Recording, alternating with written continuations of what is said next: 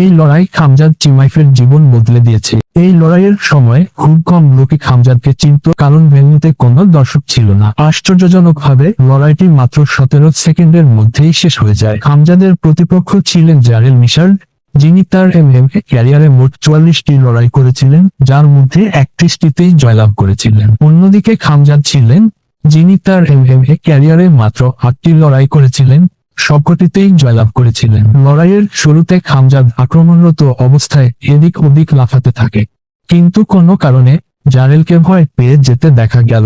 লড়াই শুরু হয়েছিল, খামজাদ একটি বডি কিক ছুঁড়েছিলেন, কিন্তু তা লেগেছিল না।